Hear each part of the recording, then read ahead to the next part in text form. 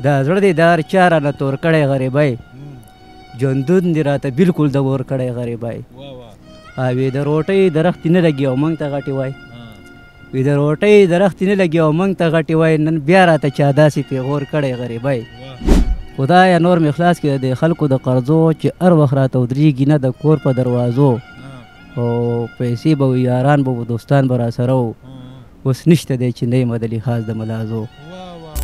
السلام علیکم ګرانو قدرمنو کتونکو لیدونکو ستاسو ورور سجاد علي اخونزاده یم او دا وخت راسره موجود دی یو خوږ ژبې شاعر تاسو به مخکې اورېدلی مي کتلی به مي فیض الحق فیضو چې ډېره ښکلې شاعري کوي 2025 ته ګورو چې په دې 2025 کې دا کومه شاعري راوړې ده.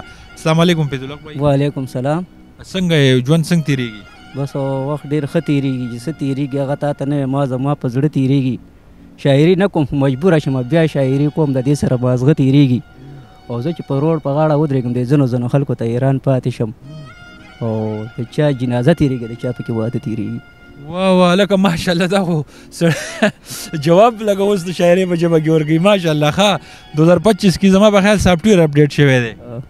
څنګه څه تعلق مالوق او کاروبار څنګه روان دی؟ څه کاروبارونه کوئ؟ بس تاسو په سر د هر چا تعلقات دی هغه د پېښور دی که د مردان دی که د بونیر دی که د چغردو دی که د سوات دی.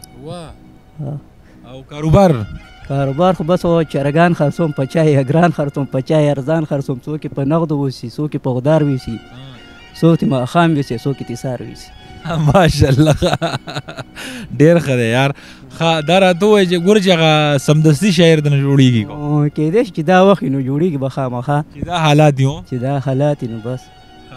دا راته ووایه چې مینهوالو لپاره دې څه نوي څه غزل شعر راوړی دی که نه؟ نو دا زړه دې دار چا رانه تور کړی غریبۍ ژوندون دې راته بلکل د ور کړی غریبۍ او د روټۍ درختې نه لګي او موږ ته غټې وای د روټۍ درختې نه لګي او موږ ته غټې وای نن بیا راته چا داسې پیغور کړی غریبۍ او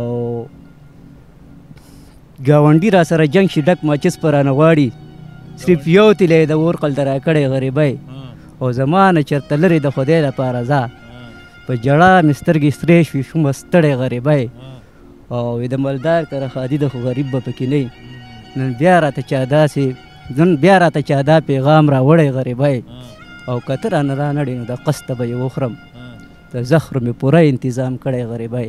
فیض الحق په دې خبره باندې هر سړي خوړلی هر چا ته مې په خپل ځای ناکام کړی غریبۍ.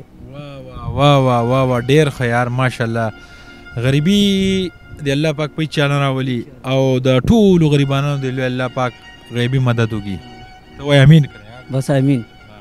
بل بس غزل خدایه نور مې خلاص کړه د خلکو د قرضو چې هر وخت راته ودرېږي نه د کور په دروازو.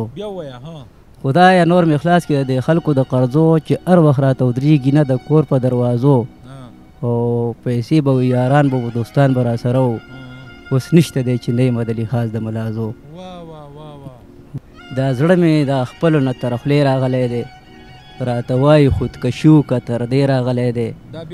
دا زړه مې د خپلو نه تر خولې راغلی دی راته وایي خودکشي وکړه تر دې راغلی دی او هغه سړی زما په غیبتونو سم موړ کړی چې څوک مې دروازې له د رښتې راغلی دی او چې چا په روپو موړ کړو د هغه حقه به وایي دا سړی خو دې له د جرګې راغلی دی. الله دې رحم وکړي ډېره ګرانه معامله ده الله دې رحم وکړي ډېره ګرانه معامله ده ایمان ټینګول ګران دي د زرې راغلی دی او وایي پرون مال راغلی و نن ځکه ول رالم تګ راتګ د جنازې د ملازې راغلی دی او کړاو دې راته وبخي زما د مر نه پس چې څوک زما په کټ د مخبرې راغلی دی ملاقات مې ورسره وشوله په ډېره موده بعد څه نوي څه زړې کوي ګیلې راغلی دی او ساده پاده سړی دی په یوه خبره ولاړي فیض الحق سره دې کړې وي وعدې راغلی دی. ډېر ښه ماشاءالله یار زبردسته شاعري دی وګړه حقیقتي شاعري دی ته وایي. ها قدرمنو کتونکو دا را سره و فیض الحق فیضو او دی چې نو ډېره ښکلې شاعري وکړه زما خو والله ډېره زیاته خوښه شوه. که ستاسو خوښه شوي مخکې ملګرو سره یې شریکه کړئ انشاءالله بیا به ورسره یو نوې مرکه کوو. د الله په امان.